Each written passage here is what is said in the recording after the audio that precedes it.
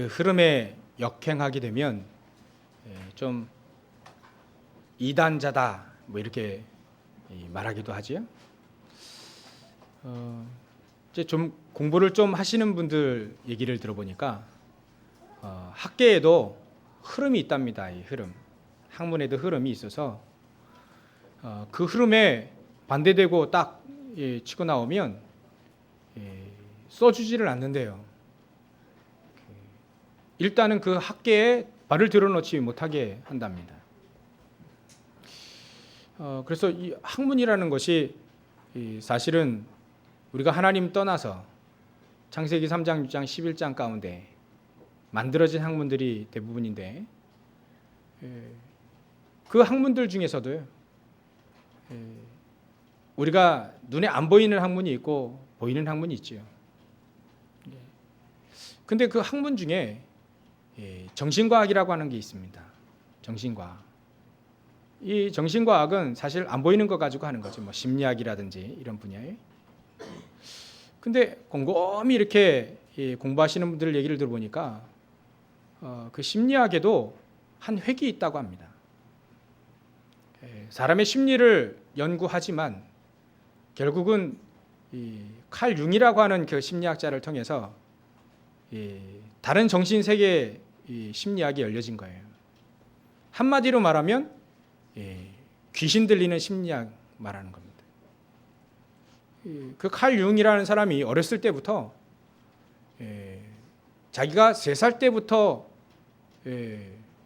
꿈꾼 거, 또 그때부터 흑암에게 잡혀서 귀신에게 잡혀서 말이죠. 귀신 들린 겁니다. 그때부터. 근데 이 아이가 귀신 들려놓으니까 머리는 뛰어나고요. 또 근데 나이는 어리고. 그러니까 이 조그만 아이가 표현을 못하는 겁니다. 그러니까 귀신 들려놓은 거를 누구도 복음을 얘기해서 치유하지 못해주니까 이 아이는 머리는 뛰어난데 표현을 못하고 나이가 어렸어요.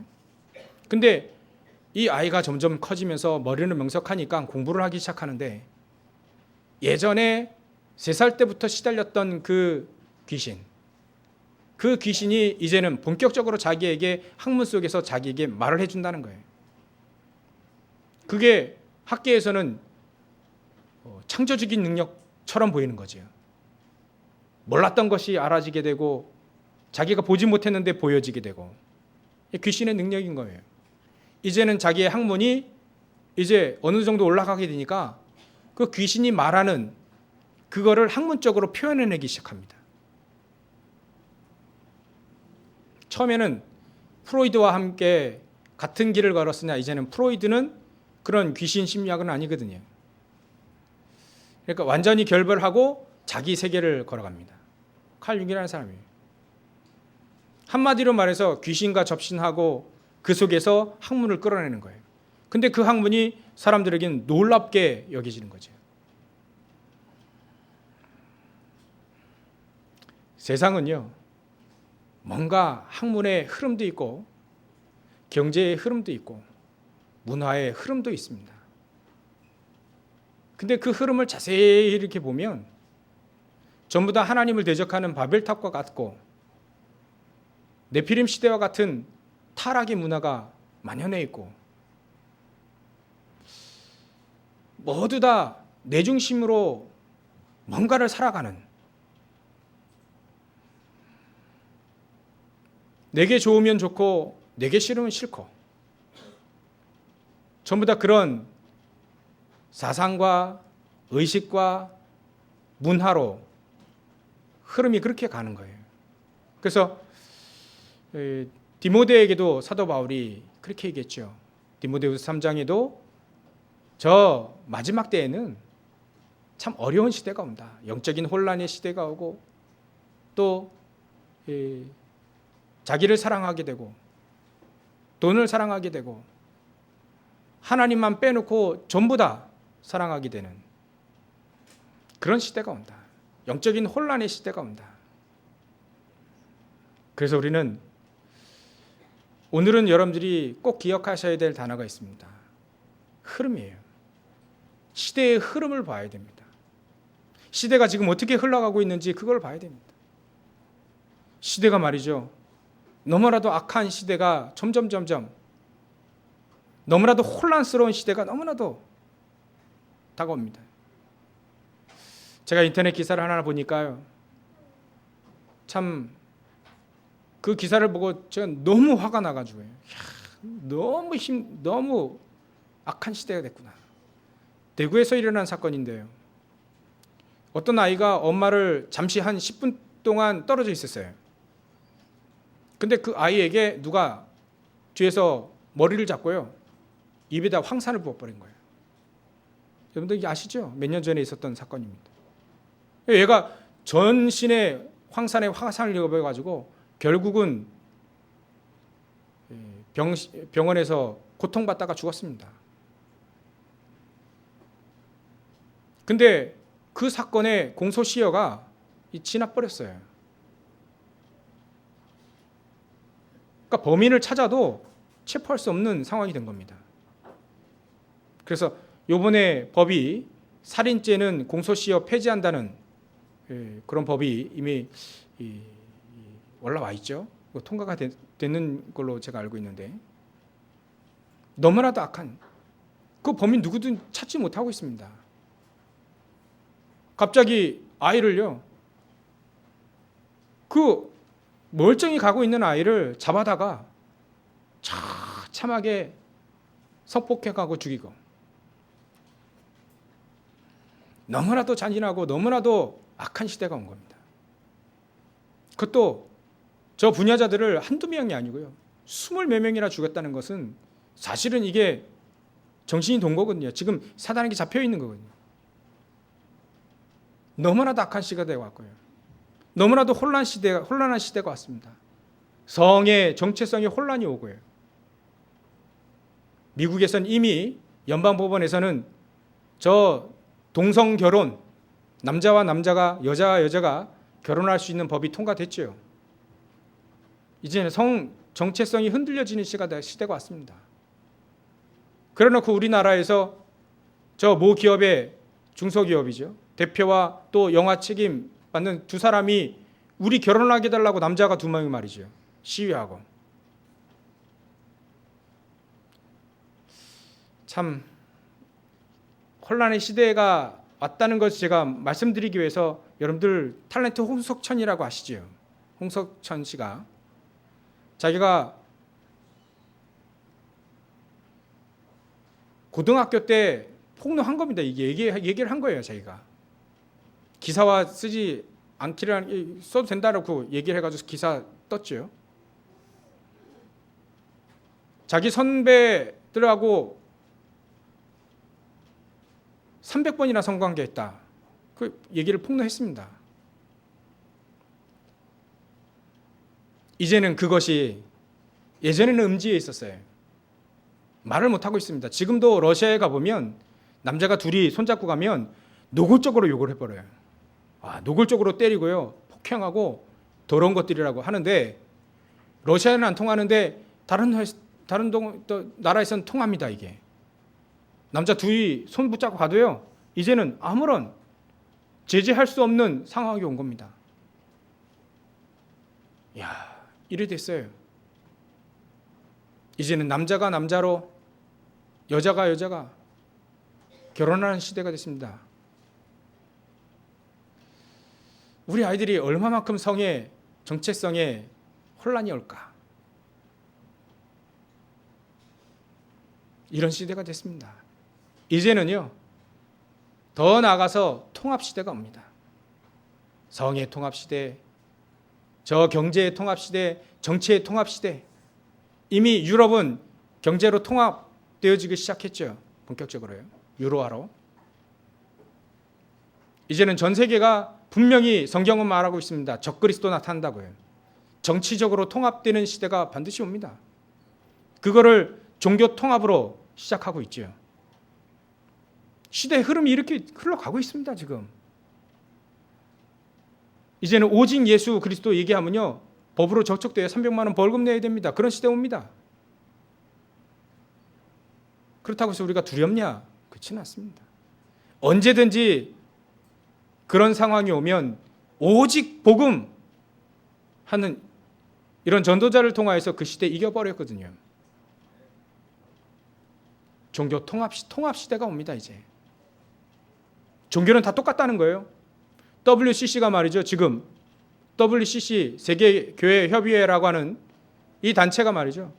지금 주요한 그 신학교 학장들이요 다 WCC를 찬동하고 나왔습니다.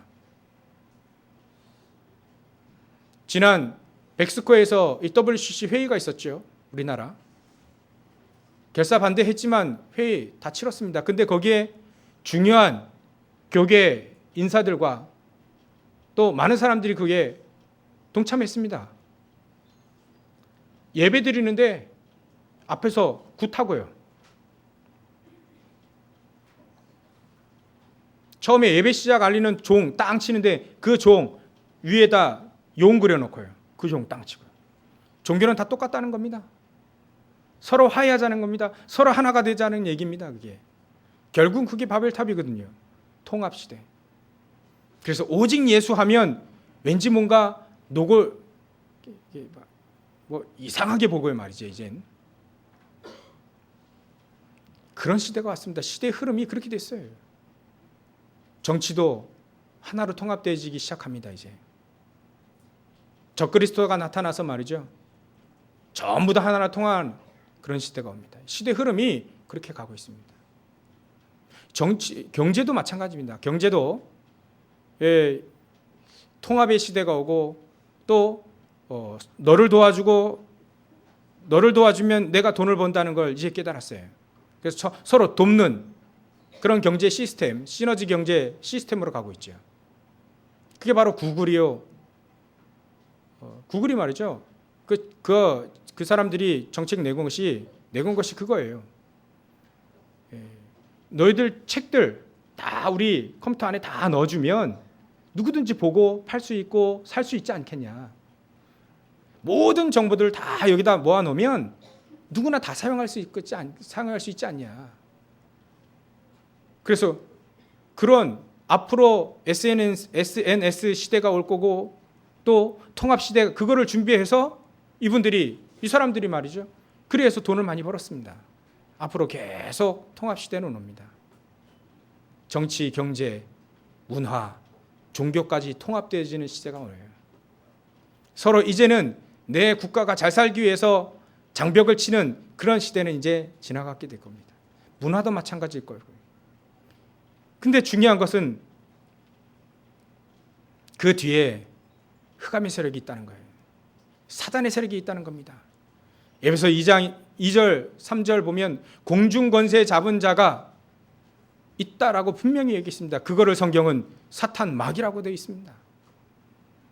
결국은 통합시대, 그 통합종교, 통합문화, 통합경제 그 뒤에는 사단 마귀가 전부 다 통합시키는 거예요. 그래서 오직 하면 이단으로 보게, 오직 하면 외골수로 보이게 이 사단이 그렇게 작업을 하고 있습니다. 시대 흐름이 이렇게 되고 있어요. 그럴 때마다 하나님은 귀한 전도자를 딱 세워서 그 시대를 살린 겁니다. 그 시대마다 자꾸 복음이 무너져가고 희미해지고 통합시대가 올 때마다 하나님은 복음을 귀한 전도자를 통하여서 회복시키는 시대가 왔다는 거예요. 그래서 살렸다는 거죠, 시대를. 그래서 저 여러분들은 질문을 3가지를 잘 하셔야 됩니다. 첫 번째가 바로 성공자들이 그렇게 많이 일어나는데 왜 재앙은 계속 일어나는가?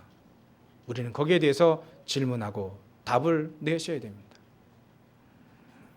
두 번째는 왜 하나님은 저 노예였던 저 요셉을 총리로 만드셨을까? 저 푸른 들판에서 오늘 찬양을 우리 렘넌트들이 했는데 저 푸른 초장에서 양을 치고 있는 다윗을 왜 왕으로 세웠을까?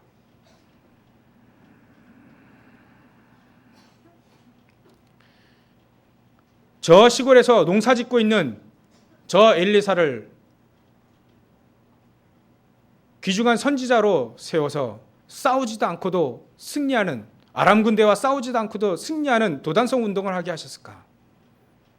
왜 그렇게 하셨을까? 우리가 여기 질문을 좀 해야 됩니다. 그리고 정확한 답을 내셔야 됩니다. 오늘 본문을 보시면 세 번째로 저 시대를 살린 저 바울이 왜 회당에 들어가게 되었을까?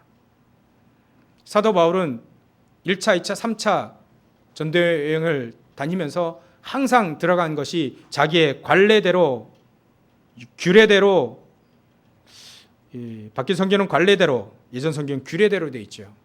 17장 2절에 보면 바울이 자기의 관례대로 늘 하던 식으로 회당에 들어갑니다.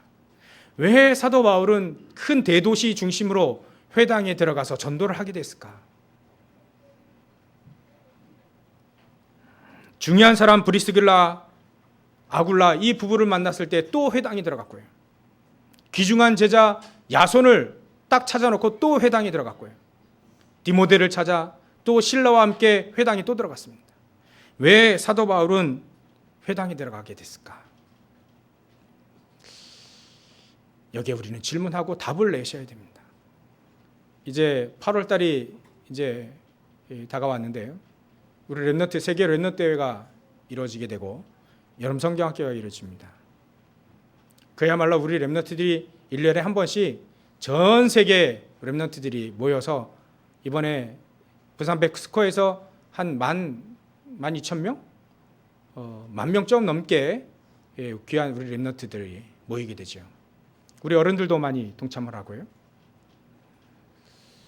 그 세계 렘넌트 대회 때 가장 귀중한 언약이 회복되어지는 귀중한 시간이 되시기 위해서 오늘 가장 중요한 것을 붙잡아야 됩니다. 왜 사도 바울이 회당에 들어갔을까? 그 회당은요, 유대인들이 모이는 장소이기도 하고 렘넌트 후대들을 키우는 장소가 그 회당입니다. 그래서 이스라엘 민족이 이 예루살렘이 멸망할 때 존 칼레라고 하는 사람이, 이 사람이 랍비였거든요. 최고의 랍비였는데 이 랍비가 그 당시 예루살렘을 이스라엘 멸망시켰던 그 타이투스라고 하는 장군, 로마 장군에게 한 가지 청을 한 겁니다. 우리는 다 죽어도 좋으나 단 한 가지 소원이 있다. 우리는 전부 다 어른 다 죽어도 좋지만 회당만큼은 무너뜨리지 말라. 근데 이 타이투스 장군이 그거 하나는 들어줬어요. 회당은 무너뜨리지 않도록. 그 정도로 중요하게 여겼던 그 회당. 왜 회당에 들어가셔야 될까? 왜 회당을 들어가서 처음 전도운동을 시작해야 됐을까? 우리는 시대의 흐름을 보면서 중요한 언약을 오늘 붙잡고 돌아가셔야 되겠습니다. 시대는요, 복음이 희미해져가는 시대요. 너무나도 악한 시대에 혼란의 시대가 옵니다. 이미 왔습니다. 돈이면 전부 다고, 명예를 위해서, 학문을 위해서, 권력을 위해서 이제는 서로 물고 뜯고 싸우고, 그걸 넘어서서 이제는 그들이 하나가 되어가지고 말이죠, 하나님을 대적하게 원하는 겁니다. 성공자들은 많이 있는데 왜 재앙이 많아집니까? 그 성공자들이 단 한 가지를 몰라서 그래요. 우리 인간은 하나님과 함께 살아야만 행복한데 하나님을 떠났단 말이죠, 우리 인간이. 창세기 3장에 아담과 하와가 하나님의 말씀을 어기고 선악과를 따먹고 하나님을 떠난 겁니다. 하나님을 떠난 인간은 어떻게 하든지 행복할 수가 없어요. 하나님을 떠난 인간은 그 하나님을 찾기 위해서 찾을 수 없으니까 우상을 섬기게 되어 있는 거예요. 우상을 섬기게 된 겁니다. 우상을 섬기게 되니까 계속해서 전쟁과 재앙과 또 테러들이 계속 일어나게 되죠. 왜냐하면 흑암이 역사하니까요. 우리가 제가 이 컵을 놓고요, 1년이든 2년이든 3년이든 딱 모셔놓고 계속 절을 하면 여기에 귀신 역사합니다.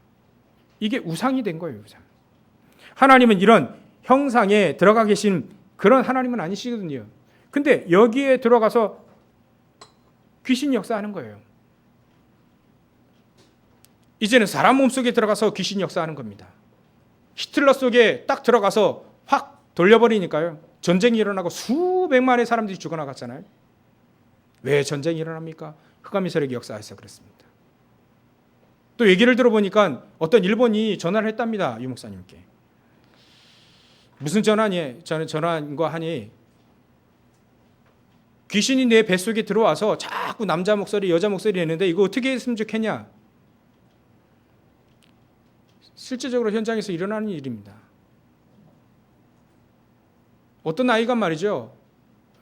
우리 선생님이 저한테 메시지를 같이 기도해 주시고 해달라고 우리 지금 까치울 초등학교에 지금 현장에서 일어난 이야기입니다. 이 아이가 어렸을 때부터 유치원 때부터 귀신 들린 거예요. 계속 이상한 소리 들리고 말이죠. 이거를 아무도 몰라요. 부모님도 모릅니다. 그 심각성을 모릅니다. 그래서 이 아이가 1시간도 제대로 잘 못 자는 거예요. 이 아이에게 복음을 증거해 주는 겁니다. 시대는요, 지금 시대에 너무나도 하나님을 못 만난 인간이 계속해서 우상숭배를 하게 되니까 자꾸 귀신이 역사하는 겁니다. 사단이 역사하는 겁니다. 이것이요, 모양으로 보면 정치 권력자들 속에 들어가면 전쟁이 일어나고요. 문화인들 속에 들어가면 이상한 작품 만들어냅니다. 유럽에는요, 그래서 제가 사진을 확인했는데요, 유럽에는 이미 저 사단에게 잡힌 화가들이요, 잘 믿었다라고 했거든요. 중세시대 때 잘 믿었다고 생각했습니다. 사람들이요. 모두 다 교회 나가니까요. 근데 복음만 싹 빼놓고 믿었어요. 그 결과로 그림을 보면 압니다. 그림. 그 그림에 저 마리아는요 말이죠. 딱 마리아하고 마리아 항상 아기 예수만 딱 갖고 있어요. 그러면 뒤에 후광이 있지, 후광. 마리아는요 더 진하고 크게 그려놨습니다. 어떨 때는요 2개 그려놓습니다, 후광을. 그리고 아기 예수는 하나 조그맣게. 전부 다 모든 그림과 모든 작품들이요 그리스도만큼은 딱 약화시키는 모든 작품을 다 만들어놨습니다.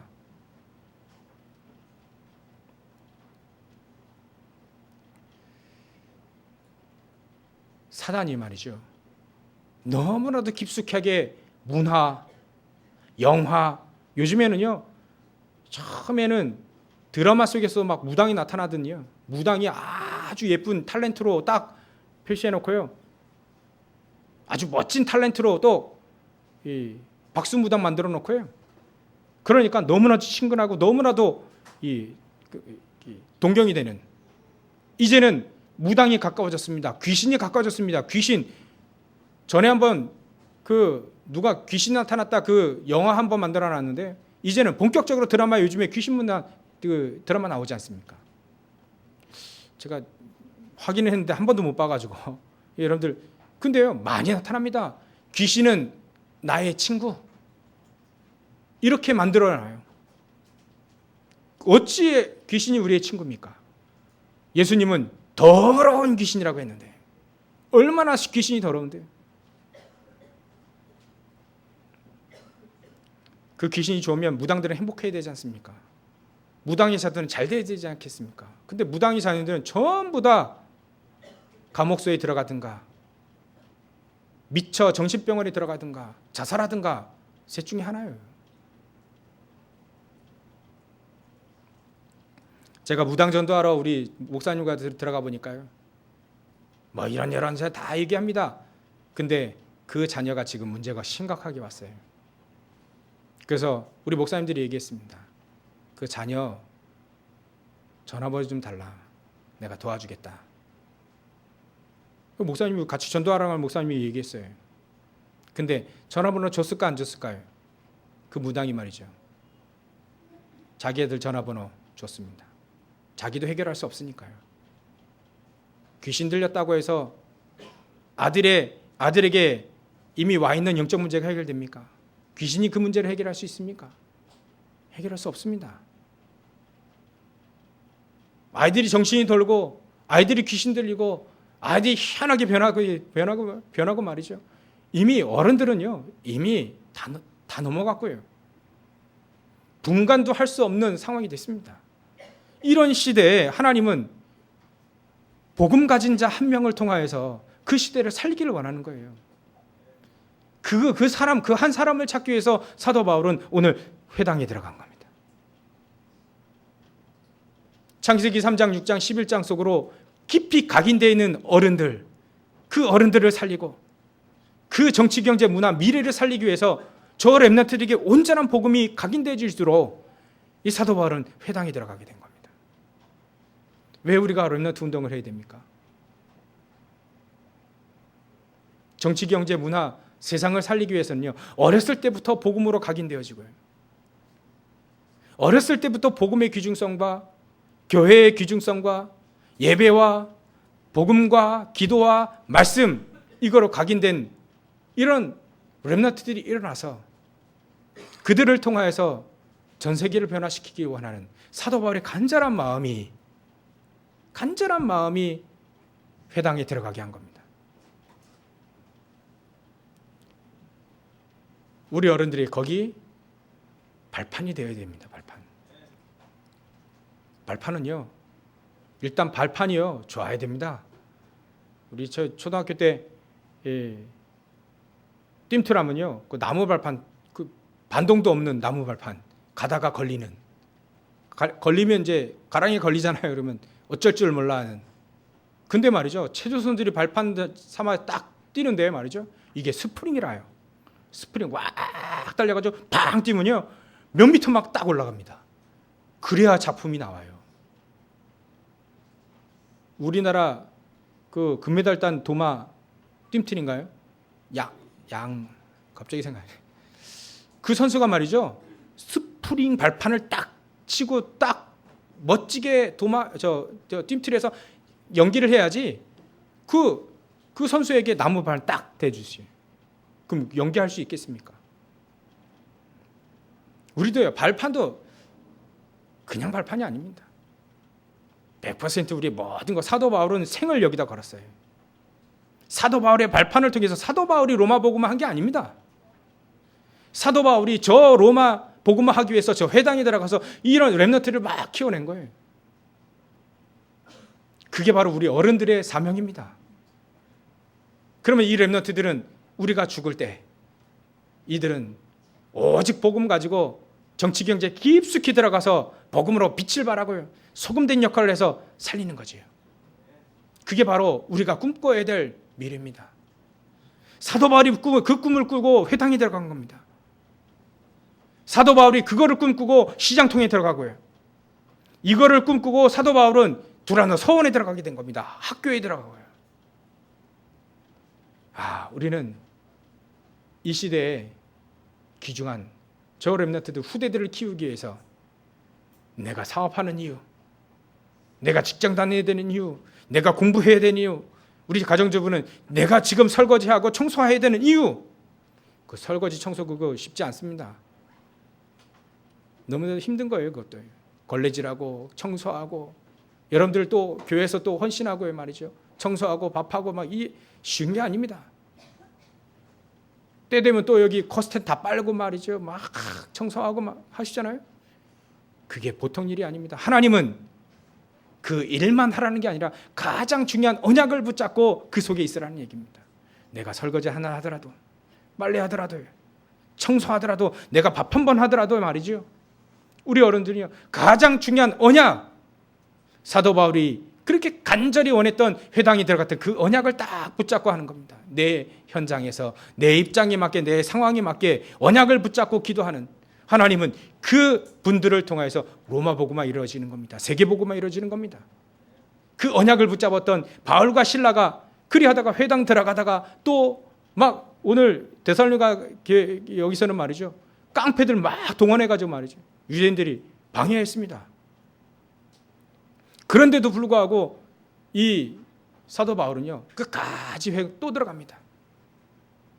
여기를 떠나서 또 다른 지역에 또 들어가, 베레아에 또 들어가서 또 회당 들어가고요, 거기서 또 방해하니까 또 다른 데 또 가고요, 아덴으로 가고요, 아테네에 가서 전도하고, 또 거기서 또 다른 데 계속 갑니다. 고린도 계속 갑니다. 자, 여러분들 오늘 시대의 흐름을 보고요, 종교 복음의 흐름을 봐야 됩니다. 가장 어두운 시대 때 하나님은 복음을 가진 한 사람을 통하여서 그 회당 운동을 하게 되고요, 그리함으로 이 회당에 들어가서 전도를 하는데요, 요 데살로니가 지역에 들어가서 전도하는데 데살로니 교회가 세워졌어요. 그래서 데살로니가 전서에 보면 우리가 세 절, 데살로니가전서 1장 3절, 5절, 7절은 반드시 우리가 기억을 해야 됩니다. 결론으로 이 말씀을 다시 한번 보고 말씀을 마치겠습니다. 우리가요, 사도 바울이 이런 한을 가지고 회당에 들어갔는데, 데살로니가 지역에 회당이 들어갔는데 말이죠. 거기에 아리스타고와 세군도라고 하는 귀중한 제자들, 야손이라고 하는 제자들, 이런 제자들 찾아가지고요, 나중에 교회가 세워졌습니다.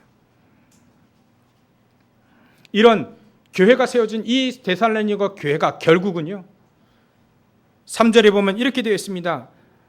믿음의 역사와 사랑의 수고와 소망의 인내를. 하나님은 세계복음을 하기 위해서 이 교회가 하나 세워졌는데요, 이 교회가, 이 사도 바울이 어떤 마음을 가지고 이 교회에 세워지게 되었냐, 이 교회가 어떻게 해서 이 전도운동을 하게 되었냐. 그래서 우리 한번 찾아보도록 하겠습니다. 데살로니가 전서 1장 3절입니다. 사도 바울이 데살로니가 지역에 들어가서 전도하고 전도의 열매를 맺은 이 데살로니가 교회 교인들에게 이렇게 얘기하는 겁니다. 3절에 보면 너의 믿음의 역사입니다. 이 데살로니가 사람들, 교인들이요, 믿었어요. 정말로 믿었습니다. 뭘 믿었냐? 구원을 믿었습니다. 오직 예수 그리스도를 통한 구원을 믿었습니다. 그리고 하나님의 능력을 믿었습니다. 계속적인 자기 동족들의 계속해서 핍박이 와도 이 데살로니가 교인들은요, 꿋꿋하게 그 믿음을 지켜내는 거예요. 그래서 믿음의 역사, 믿음은요 반드시 역사 일어납니다. 또 사랑의 수고, 예수님을 사랑하고 하나님을 사랑하니까 말이죠, 교우들을 사랑하니까 당연히 수고하게 됩니다. 그 수고를 아끼지 않는 거지요. 내가 사랑하는 사람들, 내가 사랑하는 자녀들, 내가 사랑하는 사람들에게 헌신하고 수고하는 건 언제든지 할 수 있지 않습니까? 근데 말이죠, 참 정말 싫어하는 사람들을 위해서 그보다는 우리가 10만 원이라도 사기당하면 엄청 열받지요. 근데 사랑하는 사람들에게 10만 원을 10만 원을 헌신한다, 먹을 거 사준다, 뭐 선물한다, 아깝지 않습니다. 이 데살로니가 교회 교인들이 이렇게 됐어요. 복음을 사랑하고 하나님을 사랑하니까 기꺼이 핍박이 와도, 죽음의 위기가 와도 그 사랑의 수고를 할 수 있는 거죠.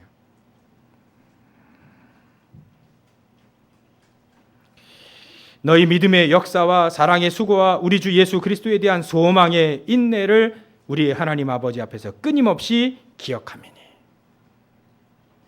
소망의 인내입니다. 언제든지 소망, 세계복음화의 결과를 알고 소망을 가지고면요, 언제든지 인내할 수 있습니다. 참을 수 있습니다. 핍박이 와도 참을 수 있는 거지요. 절대로 흔들리지 않는 겁니다. 왜냐하면 아니까요. 세계복음화 할 거 아니까. 그 소망이 우리를 인내하게 하는 겁니다. 참게 만드는 거지요. 어려움이 아닌 거지요. 데살로니가 사람들이요, 이렇게 믿음 생활 잘했습니다. 두 번째로 이 데살로니가의 현장에 5절에 보면요, 이렇게 되어 있습니다. 이는 우리 복음이 너희에게 말로만 이른 것이 아니라 또한 능력과 성령과 큰 확신으로 된 것이다.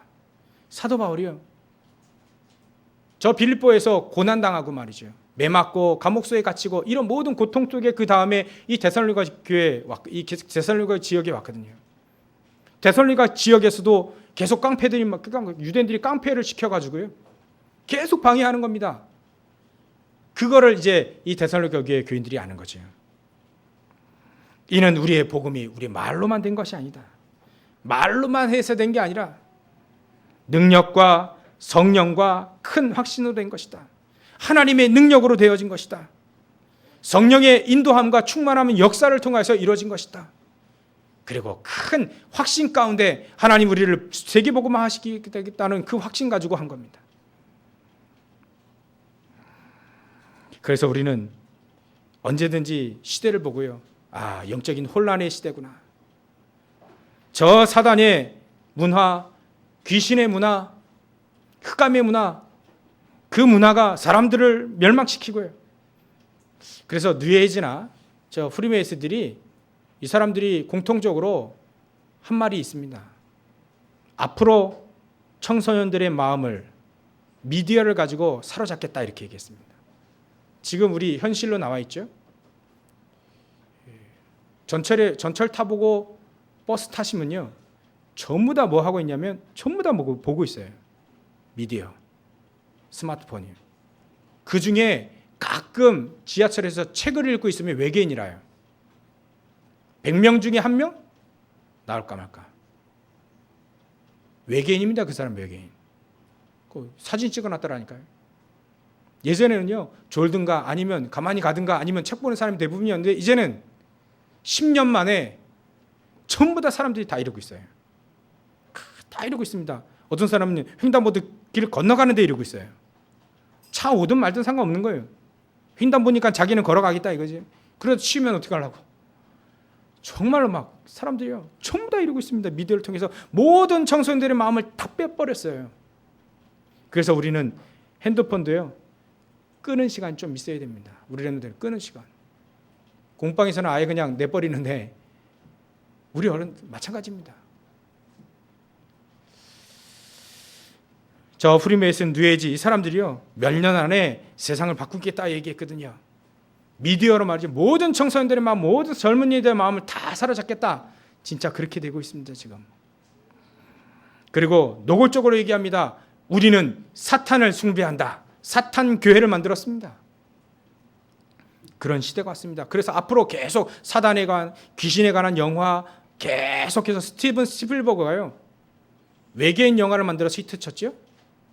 이제는 파라노멀 액티비티라고 하는 귀신 영화 만들었습니다. 전부 다 사단, 뉴에이지 팀이거든요. 스티븐 스필버그예요. 전부 다 영화, 음악, 드라마 전부 다 귀신 쫙 깔려 있습니다.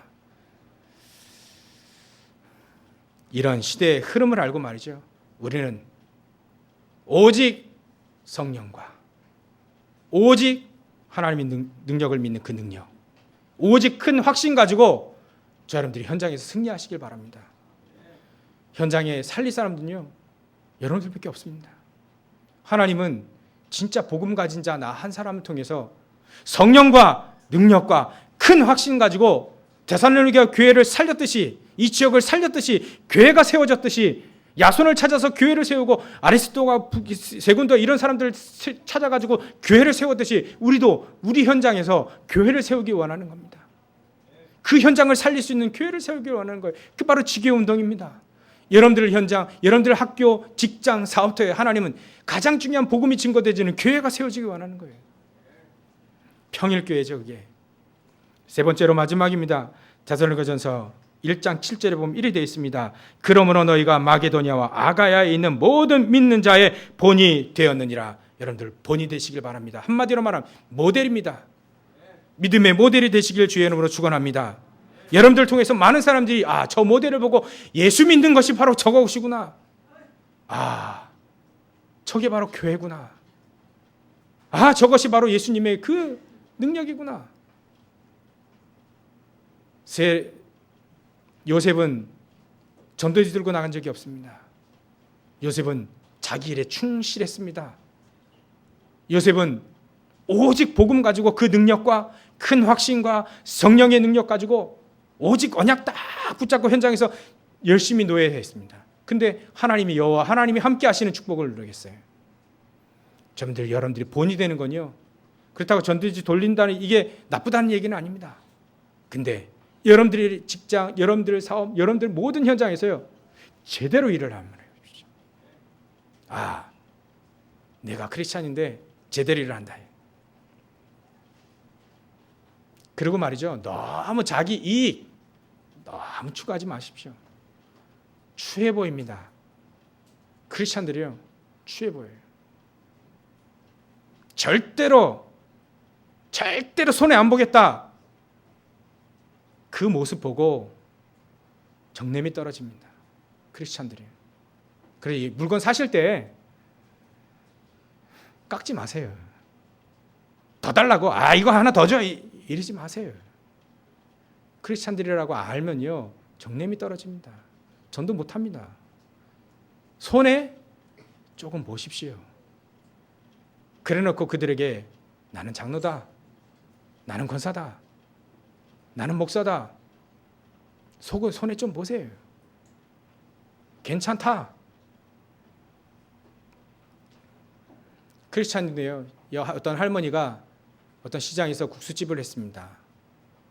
이 국수집을 하고 나서 하니까요, 어떤 한 사람이 너무 사업하다가 실패해가지고 아무것도 없는 겁니다. 그러니까 배고프니까 이 식당에서 받아주지 않고 저 식당 받아주니까 그게 급기야 이제 이 할머니 국수집에 들어온 겁니다. 막 정신없이 그냥 먹은 거예요. 그냥 국살라서요. 근데 이 할머니가 먹고 있는 그릇을 또 뺏어가지고 또 국수 부어주고요.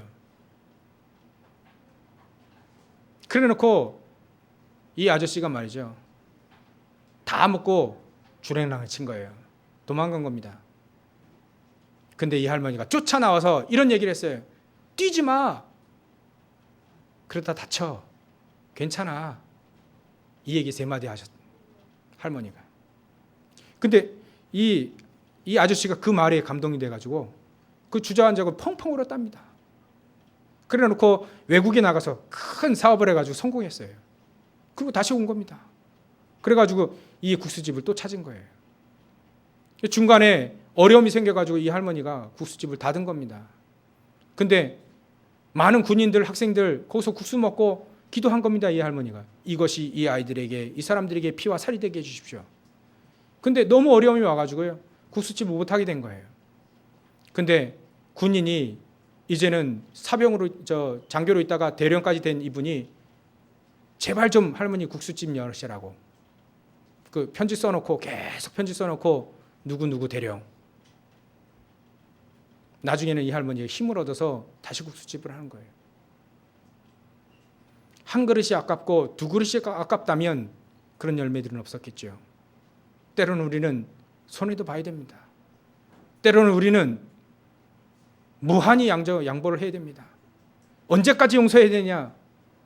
70번까지, 7번을 70번까지 수도 없이 용서하고 양보하고.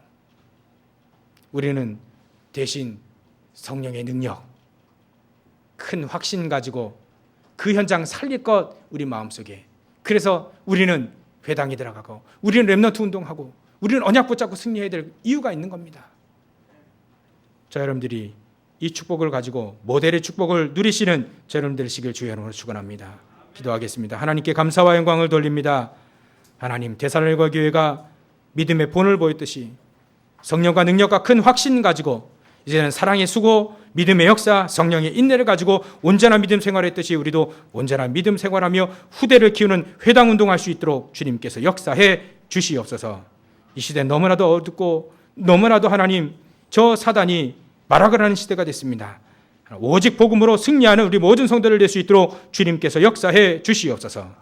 감사와 영광을 돌리며 가신 예수님의 이름으로 기도 올려옵나이다. 아멘.